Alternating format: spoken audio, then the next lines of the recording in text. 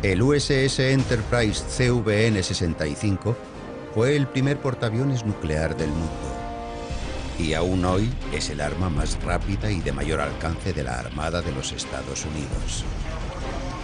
Pero es la pura valentía, y no el armamento de alta tecnología, lo que lo salvó en su hora más grave. Un terrible accidente frente a las costas de Hawái hizo arder el fuel y barrió la cubierta con explosiones de piezas de artillería. ¿Qué tipo de tripulación se une para salvar un barco envuelto en llamas? ¿Qué tipo de capitán rehúsa dejar que su barco se hunda? La tripulación del USS Enterprise se enfrenta a una terrible prueba bajo el fuego.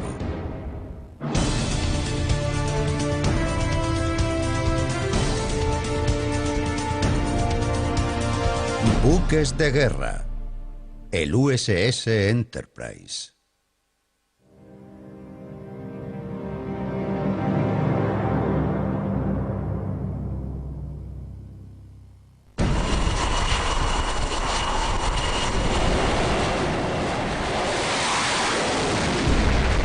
Los aviones de los portaaviones son una mezcla muy volátil de fuel de aviación, oxígeno y fluidos hidráulicos.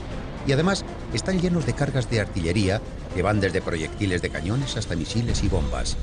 Con todo ello amontonado sobre y bajo cubierta, cada avión es un desastre a punto de producirse con un solo movimiento que desencadene una reacción fatal de fuego y llamas. Todos los marineros que sirven en este Enterprise son conscientes de lo que le sucedió el 14 de enero del año 1969, cuando un pavoroso incendio se desató sobre su cubierta. De la serie de barcos llamados Enterprise en los últimos 235 años, pocos sufrieron pérdidas semejantes. El primer USS Enterprise comenzó su vida como un barco de abastecimiento británico, el George. En el año 1774, a principios de la Guerra de Independencia, fue capturado por los norteamericanos, rebautizado Enterprise y puesto a su servicio como buque de guerra. A lo largo de varias décadas, otros 5 Enterprise sirvieron en la Armada. Su feroz herencia está muy bien representada por el tercer Enterprise, una goleta de 135 toneladas y 12 cañones que se botó en Baltimore en el año 1799 y entró rápidamente en acción para servir durante 24 años. En 1799 zarpó hacia el Caribe para enfrentarse a los corsarios franceses que atacaban continuamente a los barcos mercantes norteamericanos. Capturó al menos 8 barcos corsarios franceses y recuperó unos 11 mercantes norteamericanos, lo que es un logro que le hizo ganarse el sobrenombre de Enterprise de la buena suerte.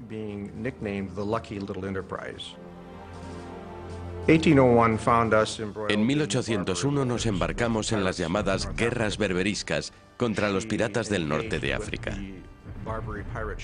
Y el buque se enfrentó al barco pirata Trípoli, que era uno de los mejores. Y tras un enfrentamiento de 3 horas, acabaron dando una buena paliza a los piratas. Mataron o hirieron al menos a 50 de sus tripulantes. La última guerra en la que el Enterprise número 3 entró en acción fue la guerra de 1812. Estaba navegando frente a la costa de Maine cuando se topó con el famoso HMS Boxer de la Marina Británica, un barco de su misma clase. Se enzarzaron en una batalla muy larga que terminó matando a los capitanes de ambos buques. Pero el Enterprise venció y capturó al Boxer y se dirigió a Portland, Maine, con su pieza. Ambos capitanes eran muy respetados en sus propios servicios y recibieron un funeral conjunto. El séptimo Enterprise era un portaaviones de la clase Yorktown. Su número de identificación era CV6. Enterprise significa empresa. La propia palabra expresa audaz iniciativa con riesgo. Y probablemente no haya mejor definición que pueda describir la vida del portaaviones Enterprise CV6. En 1934 se colocaron las quillas, tanto del Yorktown como del Enterprise, y dio comienzo el proceso de construcción en Newport News.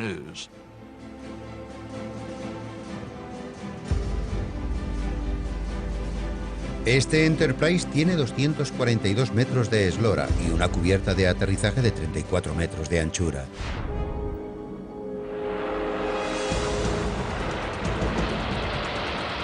llevaba 88 aviones, que iban desde cazas hasta bombarderos y torpederos.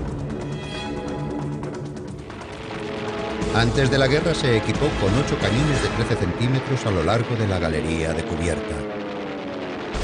Sus baterías antiaéreas secundarias eran numerosas, aunque no muy potentes, cañones de 2,8 de disparo rápido en monturas cuádruples y una serie de ametralladoras del calibre 50. Es altamente maniobrable y su sistema de propulsión puede ponerlo a una velocidad de 32 nudos. A principios de la década de los años 1940, con el aumento de la tensión bélica con el Imperio japonés, el Enterprise fue enviado al Pacífico. Su misión era transportar aviones de guerra a las bases norteamericanas de las islas. Al mando iba un almirante muy agresivo que estaba preparado para la guerra y todos los peligros que ésta pudiera acarrear. El almirante al mando del Enterprise era William F. Halsey. Mucha gente le llamaba Bull, Toro, pero a él no le gustaba. Él era Bill, un marinero de pies a cabeza. Sus hombres le adoraban incluso antes de la guerra. Tenía muy claro lo que iba a ocurrir. Pensaba que Estados Unidos y Japón entrarían en guerra, que lo harían pronto. La última misión del Enterprise antes del ataque a Pearl Harbor era llevar 12 aviones a la isla de Wake. Antes de zarpar del puerto, Halsey dio al capitán Murray la que se conoció como la primera orden de batalla, diciéndole que aquel no era otro viaje corriente de entrega de aviones y que todo el mundo debía estar preparado y que, si veían cualquier buque que llevara la bandera japonesa, debían atacarlo. Debían defenderse, de modo que Bill Halsey ya estaba en guerra el 28 de noviembre de 1941.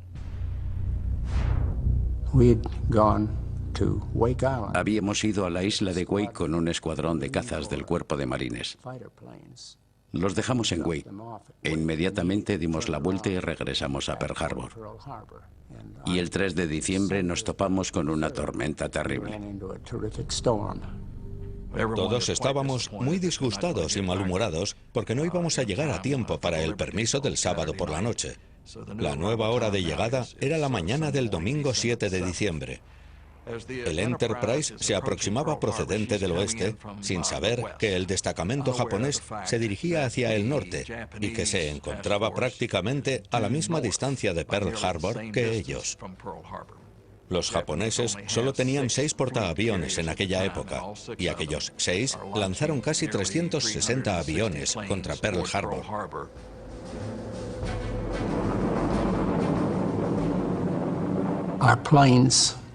Nuestros aviones ya habían volado hacia la base aérea de Pearl Harbor, porque normalmente lo hacíamos así.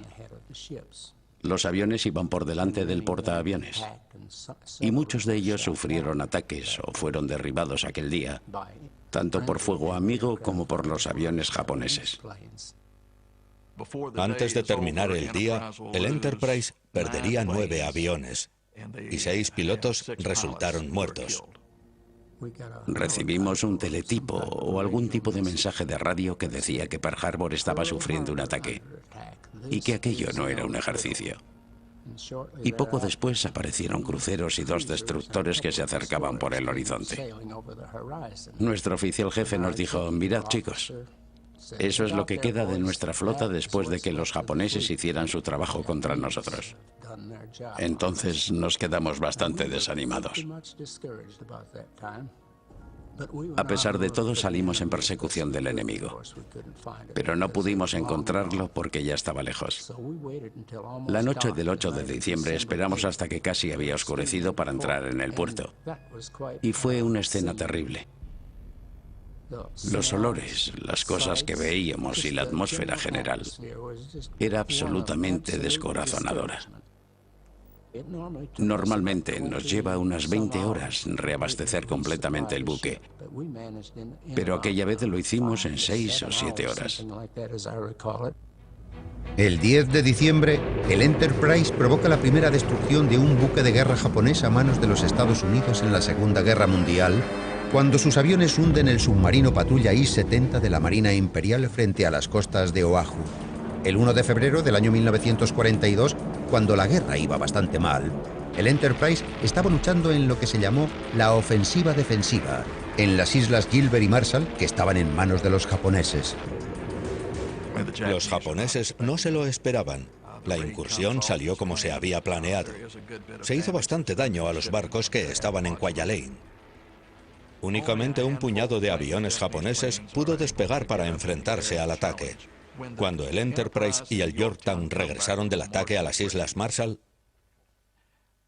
se tocaron las sirenas, se lanzaron silbidos, vivas y gritos de todo tipo. Parecía como que aquellos barcos habían ganado la guerra ellos solos a los japoneses. Pero lo más importante de aquello fue la inyección de moral que supuso, porque la moral literalmente estaba por los suelos.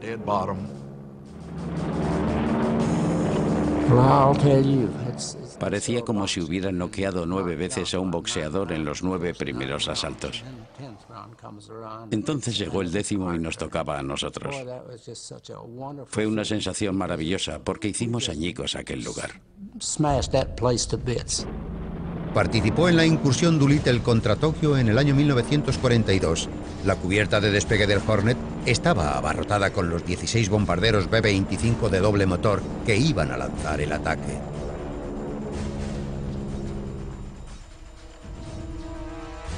El Enterprise y su contingente de cazas proporcionaron la cobertura aérea que necesitaba el destacamento norteamericano. El pequeño ataque no es mucho más que otra inyección de moral, pero pocas semanas después el Enterprise se encontrará en el corazón de la batalla que supuso un punto de inflexión en la Guerra del Pacífico.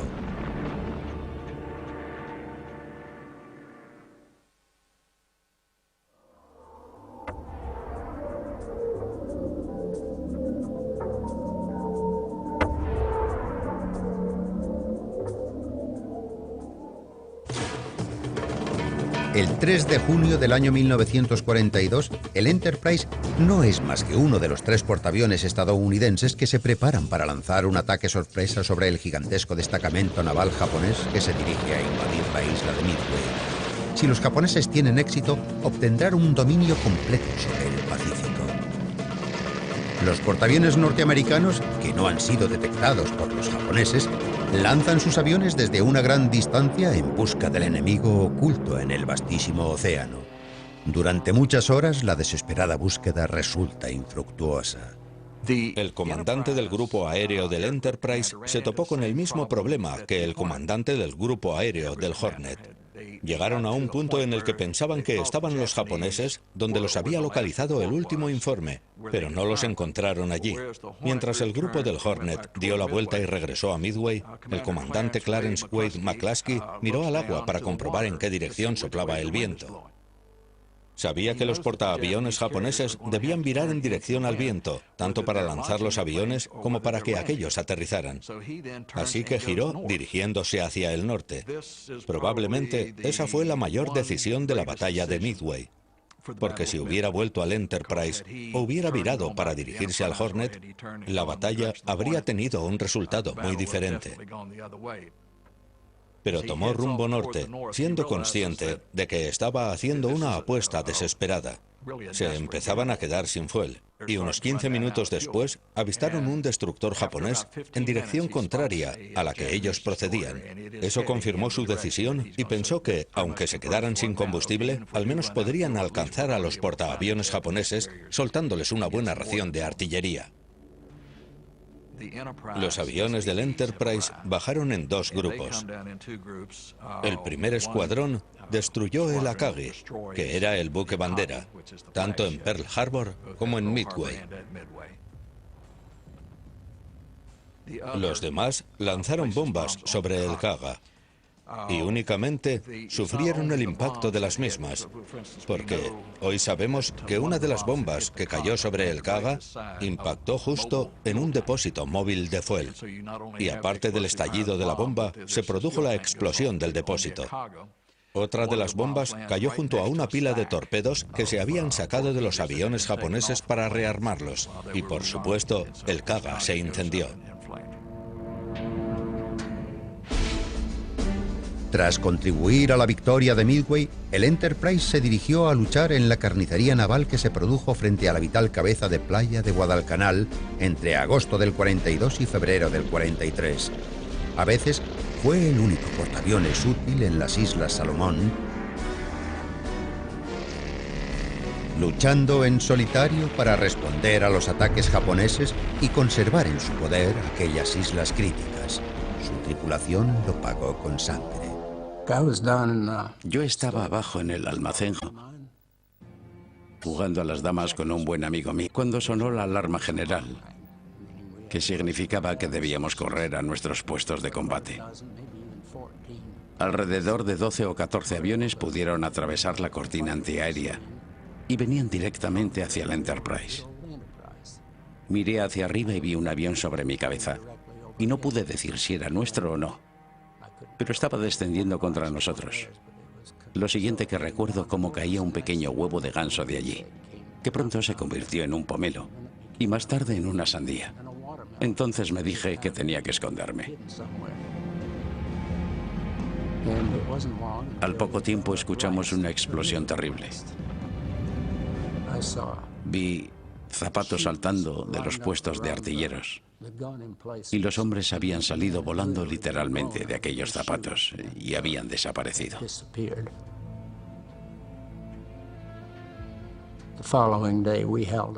Al día siguiente se ofició un servicio conmemorativo y por supuesto se derramaron muchas lágrimas cuando se introdujeron los cuerpos en las bolsas de lona y se hizo una salva de honor con proyectiles de 13 centímetros. Y luego se arrojaron al fondo del mar.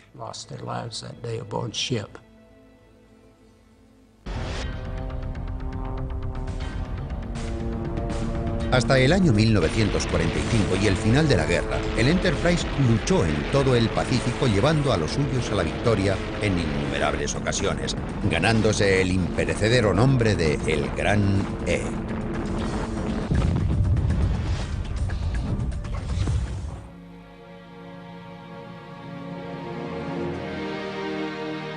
Pero el tiempo y la tecnología acabaron condenando al viejo buque de guerra.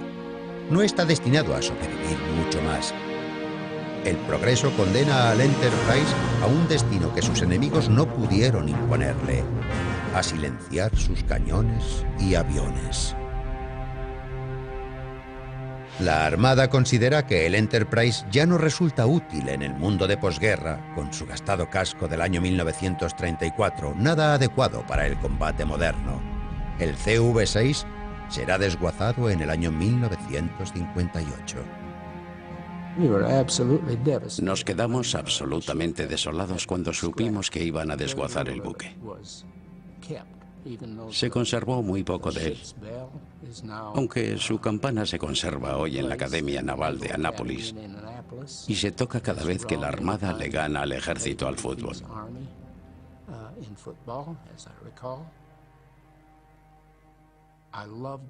Me encantaba el barco entonces y me sigue encantando ahora. Yo atravesaría todo el país si alguno de mis compañeros me necesitara para algo. El antiguo y orgulloso nombre Enterprise desapareció de los listados de la Armada norteamericana, al parecer para siempre.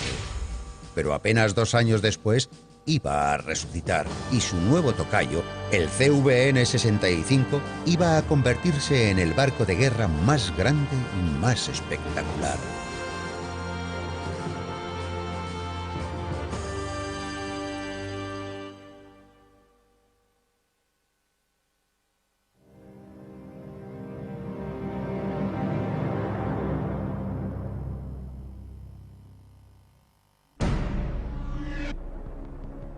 En el año 1958 se desguazó el Enterprise CV-6, pero apenas 2 años después renació como el Enterprise CVN-65.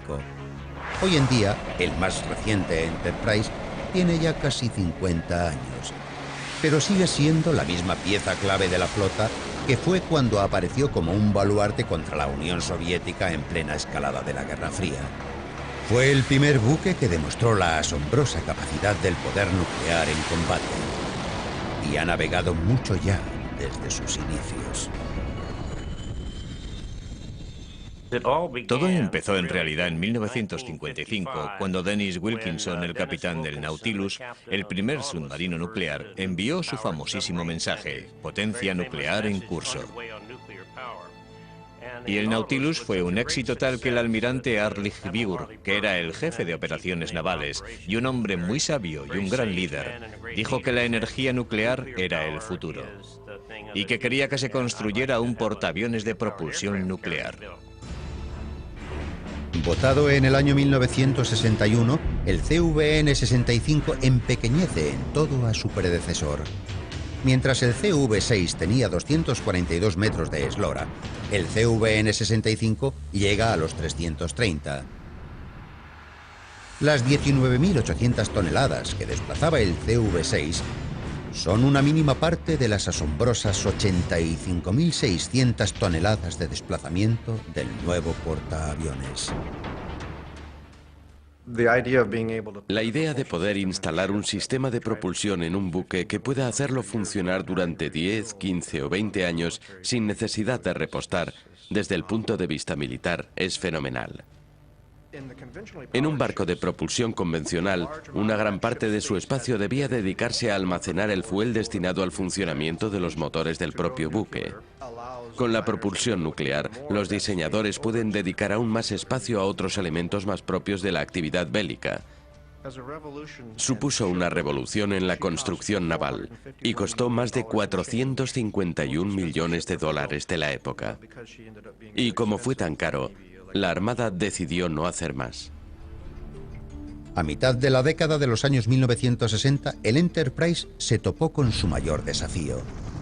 Con la escalada bélica en Vietnam, los Estados Unidos se enfrentaron a una guerra aérea en una costa tan alargada que los aviones de las bases terrestres norteamericanas del sur no podían alcanzar objetivos tan lejanos, de modo que hacían falta portaaviones frente a la costa del norte. Llegó la voz de que las cosas no iban bien en Vietnam, así que el jefe de operaciones navales, el almirante McDonald, dijo que había que mandar al Enterprise, porque era el buque más potente de la flota. El almirante McDonald fue muy inteligente enviando al Enterprise al combate, pues allí se podía medir la enorme mejora del rendimiento del buque en una situación de la vida real, en vez de tener que hacerlo por medio de analistas de sistemas en situaciones inventadas. Se aprovecharon de lo que el Enterprise podía ofrecer, que era una cubierta mayor y la posibilidad de llevar un 90% más de fuel de aviación y un 50% más de munición para los aviones que el América, el más reciente buque de propulsión convencional. Así que cargaron el portaaviones con 2 escuadrones de Phantom F-4 y 4 escuadrones de Skyhawks A-4.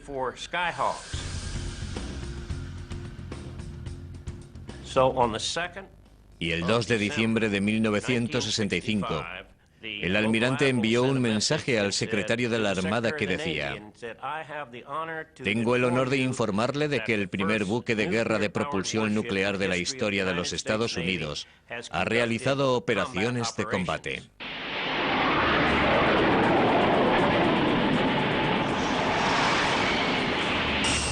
El 3 de diciembre, el Enterprise lanzó 164 salidas en un día, que fue la mayor cantidad de salidas de combate que se habían realizado nunca desde ningún barco.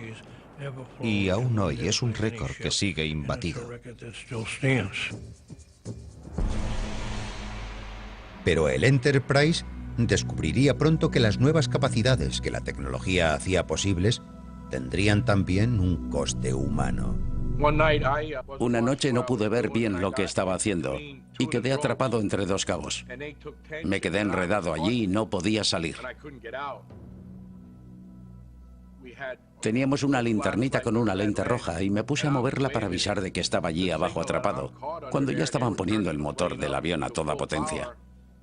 Si no me hubieran visto y hubieran venido a socorrerme, habría salido volando con el avión y habría sido mi fin.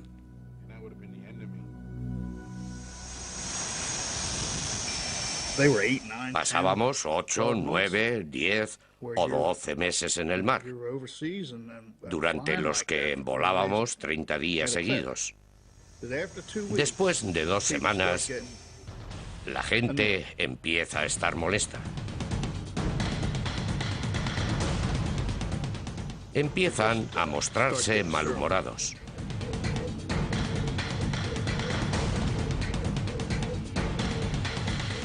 Y pasadas 3 semanas aparecen las primeras peleas. Tras la 4ª semana hay auténticos problemas.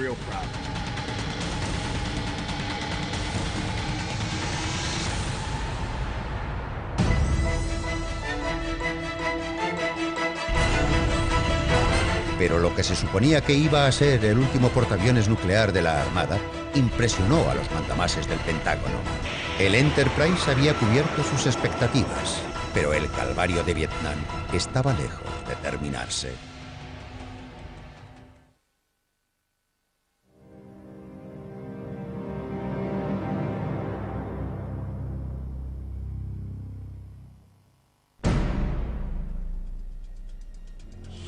A principios del año 1966, el Enterprise estaba en Yankee Station, la sección más septentrional del grupo de batalla de la Armada estadounidense que realizaba misiones aéreas al interior del continente.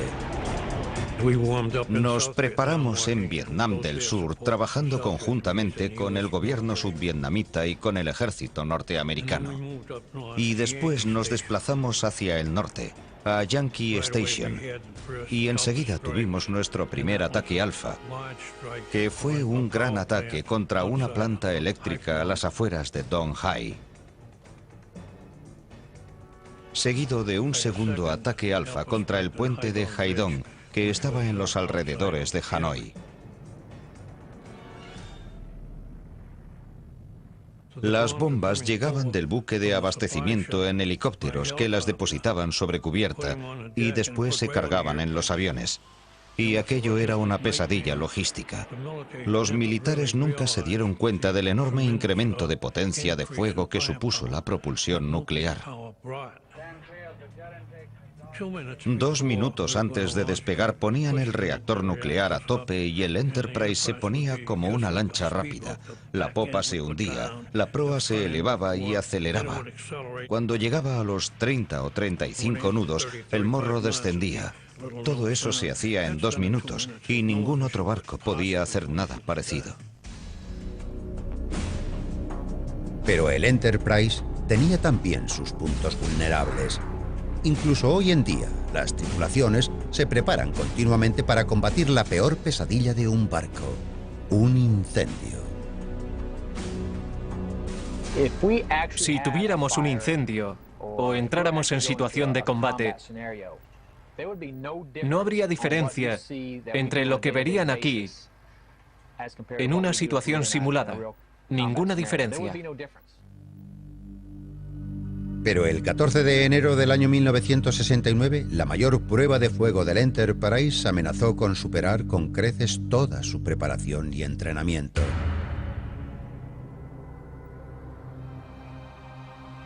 El Enterprise prepara apresuradamente su cubierta de despegue durante una inspección rápida de acondicionamiento frente a Hawái. A gran velocidad, se van amontonando unos junto a otros en la parte trasera de la cubierta de despegue los aviones cargados de munición y artillería y completamente llenos de fuel. Esperan detrás de las catapultas para que puedan ser lanzados en intervalos de segundos antes del regreso de los aviones. Un tractor se acercó demasiado a uno de los tanques de misiles de los de 10 o 12 centímetros y el escape de la turbina quedó demasiado cerca de aquellos y sobrecalentó las cabezas de guerra y acabaron explotando.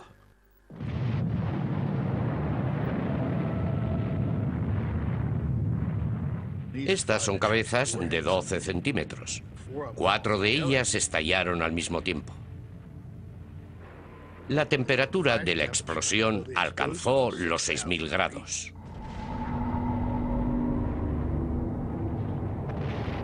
Nosotros estábamos allí de pie con la manguera intentando hacer algo, y todos los aviones quedaron dañados y agujereados por los primeros misiles que explotaron.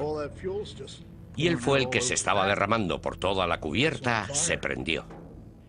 El capitán del barco intentaba hacer que virara para ponerlo contra el viento, para mandar las llamas a popa, y eso hizo que el humo se elevara cubriendo el sol.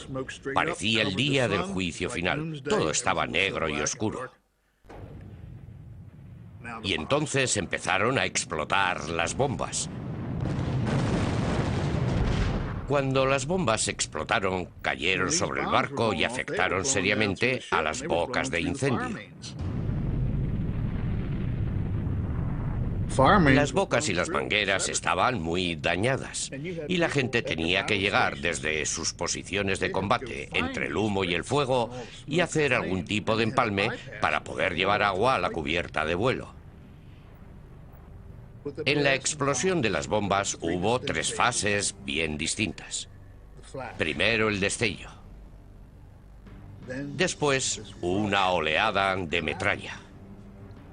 Y al final el sonido con una fuerza que me golpeó como el martillo del Thor.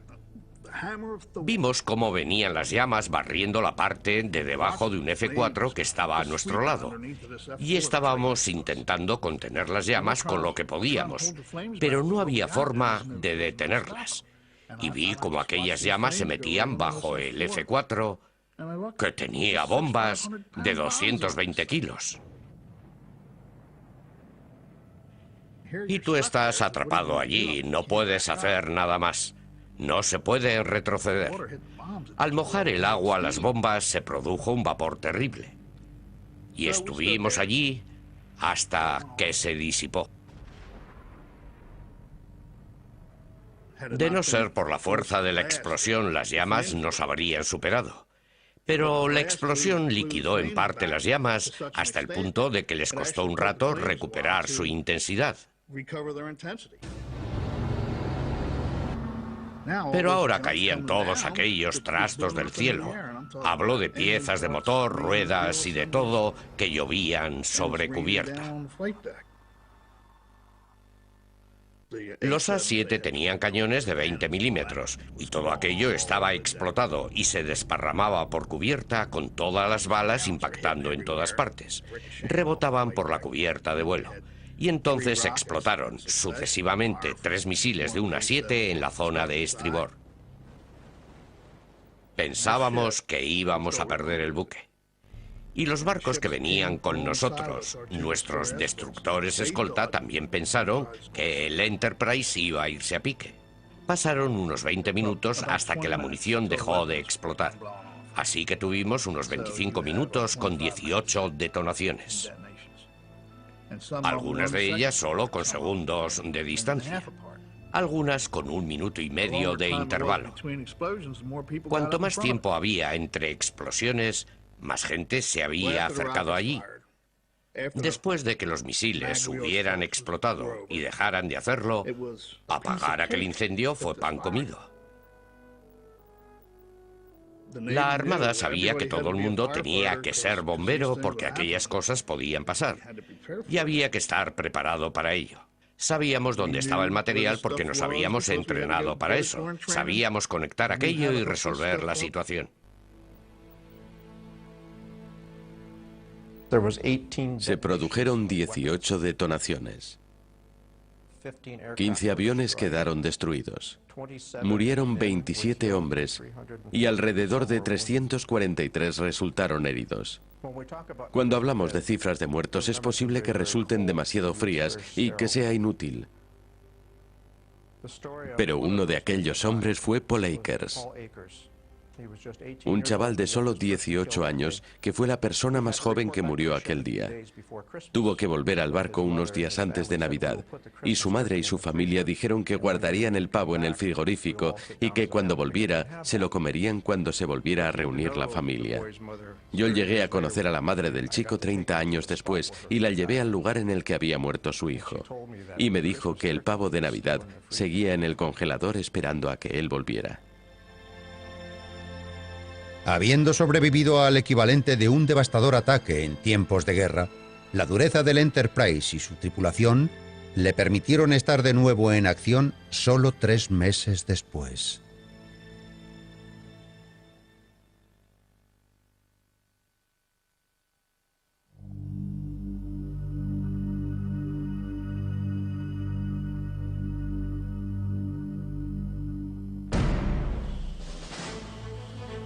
De vuelta al combate, tras haber sido reparado de su desastroso incendio de enero del 69, el Enterprise comenzó una serie de 7 angustiosos despliegues en la guerra aérea sobre Vietnam. Del 69 al 73, forma parte de una fuerza de portaaviones que lanzan miles de salidas contra la artillería antiaérea, misiles tierra-aire y los cazas de la defensa aérea norvietnamita.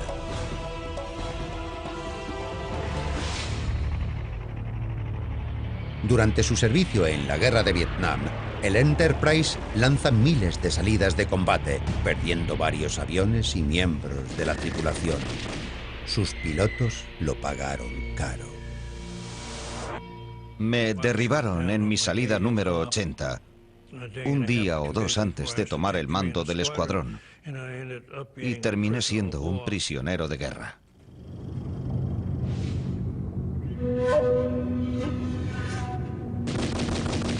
Me habían alcanzado y perdí el control.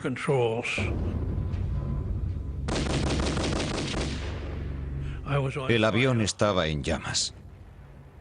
Y yo seguía ascendiendo, pensando en cómo podría eyectarme y caer al agua para que me recogieran allí. En aquel momento desconecté para pasar al control manual, pero perdí completamente el control del avión. Solamente podía eyectarme. Salí despedido a 465 nudos de velocidad y perdí el conocimiento. Resulté herido y me capturaron. Me llevaron a un pueblecito y me quitaron todo lo que tenía, incluidos el reloj y mi anillo de casado. Y oí que alguien decía: no vas a morir hoy, perro yanqui. Vas a ir a Hanoi. Y aquel fue el primero de 2.552 días, que fueron a peor a medida que pasaba el tiempo, como se pueden imaginar. El rendimiento del Enterprise atrajo la atención del secretario de Defensa Clark Clifford, que transforma la posición del departamento sobre los buques caros. La Armada se decantaría por la energía nuclear para todos sus nuevos portaaviones. En los años posteriores a Vietnam y tras la Guerra del Golfo del 91, la época de actividad bélica del Enterprise parecía haber quedado atrás. Había vuelto a sus tareas de vigilancia en el Golfo Pérsico cuando su mundo y el nuestro cambió. Es el 11 de septiembre del año 2001.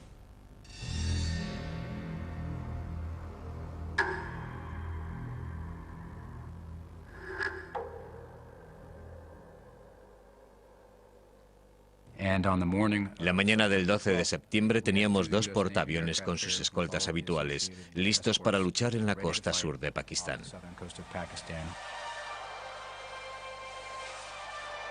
Fue la primera vez en que en nuestros portaaviones estábamos más preocupados por nuestras familias que estaban en casa que ellas por nosotros. Le dije a la tripulación que la última vez que atacaron a nuestro país por sorpresa en la Segunda Guerra Mundial, el USS Enterprise fue el primer buque de la Armada norteamericana que devolvió el golpe a nuestros enemigos.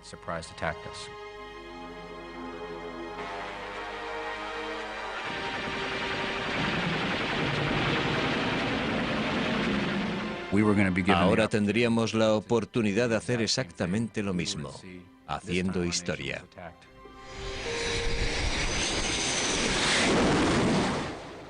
La tarde del 7 de octubre, el USS Enterprise se une a otros portaaviones para comenzar las represalias atacando a Afganistán, donde lanzaron bombas que llevaban desagradables mensajes de la tripulación. Fue un privilegio estar en el extremo puntiagudo de la lanza, por así decirlo, y poder tener la oportunidad de realizar un ataque por la libertad y por nuestro país.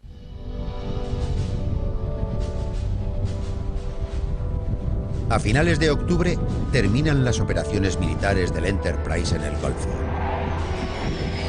y emprende el largo camino a casa sin saber nada de la increíble bienvenida que le espera.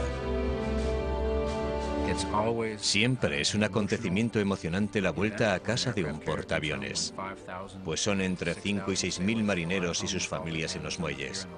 Fue un privilegio asistir a aquello que era como entrar en un estadio de fútbol lleno de gente, una gran multitud que aclamaba al barco cuando atracó.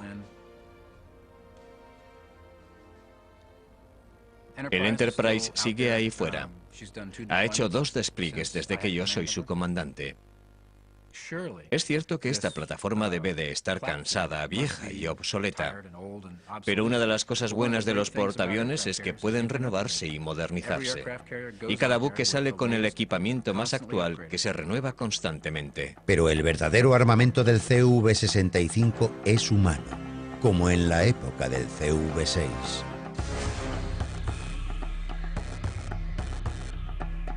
Los jóvenes tripulantes no olvidan ni por un segundo que su trabajo en el Enterprise está estrechamente relacionado con el de los demás y podría provocar un desastre en un momento.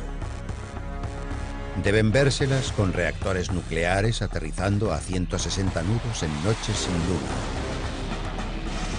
Mares muy movidos, ráfagas huracanadas de motores a reacción, cables sometidos a miles de kilogramos de una presión letal, océanos de fuel de aviación y toneladas de bombas y misiles. La tripulación de este barco sabe cuál es el precio de cualquier mal cálculo o error, y esa es una responsabilidad muy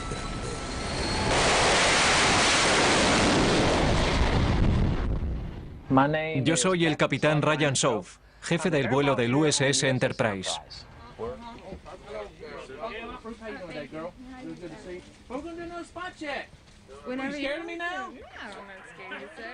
¿Han oído que los jefes de vuelo son gruñones y están siempre enfadados? Dormimos 3 o 4 horas diarias, así que es normal.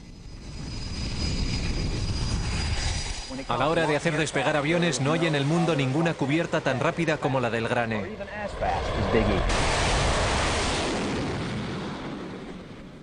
Si el avión debe estar en el aire a 1300, yo le garantizo que lanzados con nuestras catapultas se pondrán a esa velocidad.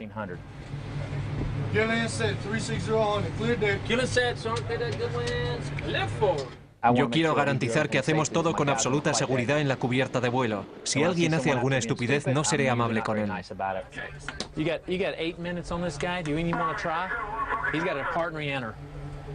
No me preocupa herir los sentimientos de nadie. Prefiero conservar sus vidas.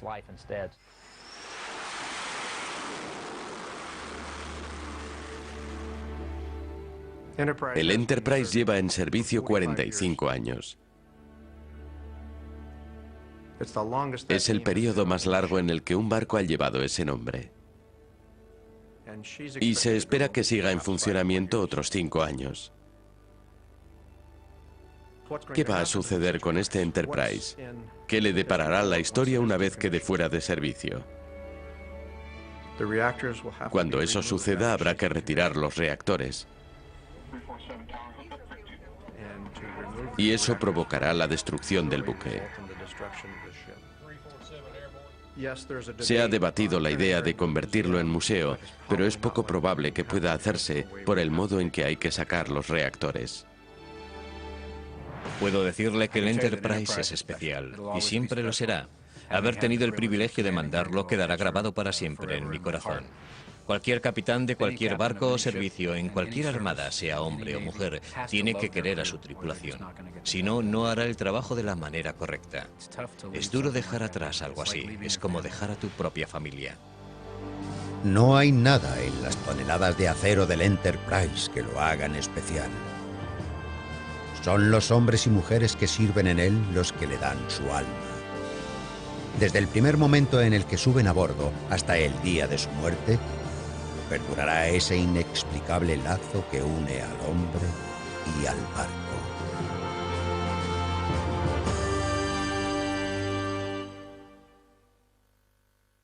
En los últimos 235 años, pocos sufrieron pérdidas semejantes. El primer USS Enterprise comenzó su vida como un barco de abastecimiento británico, el George. En el año 1774, a principios de la Guerra de Independencia, fue capturado por los norteamericanos, rebautizado Enterprise y puesto a su servicio como buque de guerra. A lo largo de varias décadas, otros 5 Enterprise sirvieron en la Armada. Su feroz herencia está muy bien representada por el tercer Enterprise, una goleta de 135 toneladas y 12 cañones que se botó en Baltimore en el año 1799 y entró rápidamente en acción para servir durante 24 años. En 1799 zarpó hacia el Caribe para enfrentarse a los corsarios franceses que atacaban continuamente a los barcos mercantes norteamericanos. Capturó al menos 8 barcos corsarios franceses y recuperó unos 11 mercantes norteamericanos, lo que es un logro que le hizo ganarse el sobrenombre de Enterprise de la buena suerte.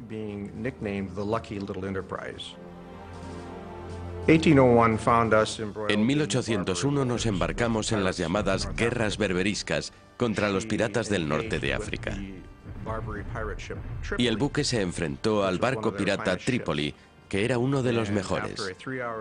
Y tras un enfrentamiento de 3 horas, acabaron dando una buena paliza a los piratas. Mataron o hirieron al menos a 50 de sus tripulantes.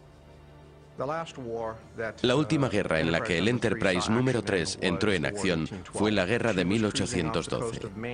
Estaba navegando frente a la costa de Maine cuando se topó con el famoso HMS Boxer de la Marina Británica, un barco de su misma clase. Se enzarzaron en una batalla muy larga que terminó matando a los capitanes de ambos buques. Su misión era transportar aviones de guerra a las bases norteamericanas de las islas. Al mando iba un almirante muy agresivo que estaba preparado para la guerra y todos los peligros que ésta pudiera acarrear. El almirante al mando del Enterprise era William F. Halsey. Mucha gente le llamaba Bull, toro. Pero a él no le gustaba. Él era Bill, un marinero de pies a cabeza. Sus hombres le adoraban incluso antes de la guerra. Tenía muy claro lo que iba a ocurrir. Pensaba que Estados Unidos y Japón entrarían en guerra, que lo harían pronto. La última misión del Enterprise antes del ataque a Pearl Harbor era llevar 12 aviones a la isla de Wake. Antes de zarpar del puerto, Halsey dio al capitán Murray la que se conoció como la primera orden de batalla, diciéndole que aquel no era otro viaje corriente de entrega de aviones, y que todo el mundo debía estar preparado, y que, si veían cualquier buque que llevara la bandera japonesa, debían atacarlo. Debían defenderse, de modo que Bill Halsey ya estaba en guerra el 28 de noviembre de 1941. Habíamos ido a la isla de Wake con un escuadrón de cazas del Cuerpo de Marines. Los dejamos en Wake e inmediatamente dimos la vuelta y regresamos a Pearl Harbor. Y el 3 de diciembre nos topamos con una tormenta terrible. Todos estábamos muy disgustados y malhumorados porque no íbamos a llegar a tiempo para el permiso del sábado por la noche. La nueva hora de llegada era la mañana del domingo 7 de diciembre. El Enterprise se aproximaba procedente del oeste, sin saber que el destacamento japonés se dirigía hacia el norte y que... Pero el Enterprise venció y capturó al Boxer y se dirigió a Portland, Maine, con su pieza. Ambos capitanes eran muy respetados en sus propios servicios y recibieron un funeral conjunto. El séptimo Enterprise era un portaaviones de la clase Yorktown. Su número de identificación era CV6. Enterprise significa empresa. La propia palabra expresa audaz iniciativa con riesgo. Y probablemente no haya mejor definición que pueda describir la vida del portaaviones Enterprise CV6. En 1934 se colocaron las quillas, tanto del Yorktown como del Enterprise, y dio comienzo el proceso de construcción en Newport News.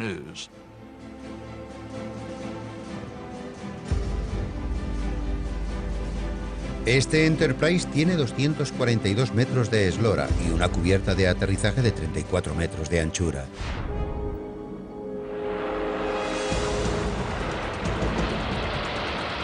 Llevaba 88 aviones, que iban desde cazas hasta bombarderos y torpederos. Antes de la guerra se equipó con 8 cañones de 13 centímetros a lo largo de la galería de cubierta. Sus baterías antiaéreas secundarias eran numerosas, aunque no muy potentes, cañones de 2,8 de disparo rápido en monturas cuádruples y una serie de ametralladoras del calibre 50. Es altamente maniobrable y su sistema de propulsión puede ponerlo a una velocidad de 32 nudos. A principios de la década de los años 1940, con el aumento de la tensión bélica con el Imperio japonés, el Enterprise fue enviado al Pacífico. Se encontraba prácticamente a la misma distancia de Pearl Harbor que ellos. Los japoneses solo tenían 6 portaaviones en aquella época, y aquellos 6 lanzaron casi 360 aviones contra Pearl Harbor.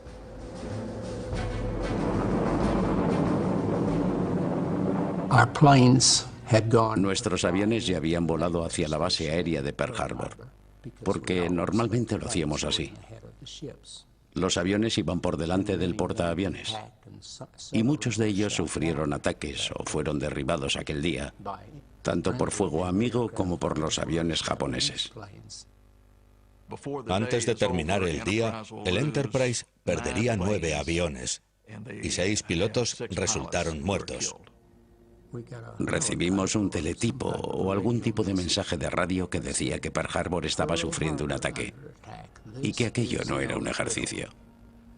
Y poco después aparecieron cruceros y 2 destructores que se acercaban por el horizonte.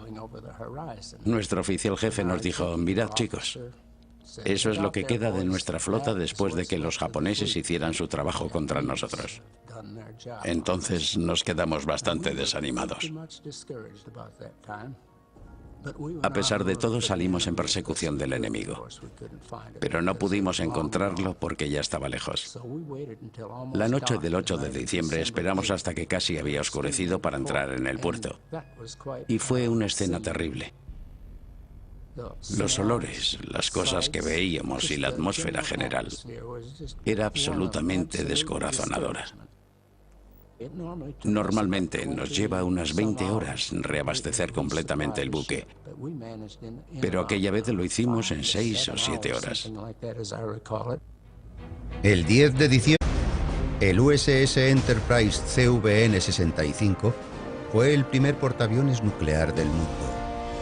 Y aún hoy es el arma más rápida y de mayor alcance de la Armada de los Estados Unidos. Pero es la pura valentía, y no el armamento de alta tecnología, lo que lo salvó en su hora más grave. Un terrible accidente frente a las costas de Hawái hizo arder el fuel y barrió la cubierta con explosiones de piezas de artillería. ¿Qué tipo de tripulación se une para salvar un barco envuelto en llamas? ¿Qué tipo de capitán rehúsa dejar que su barco se hunda? La tripulación del USS Enterprise se enfrenta a una terrible prueba bajo el fuego.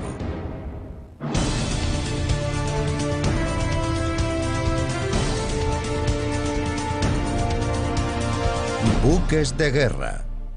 El USS Enterprise.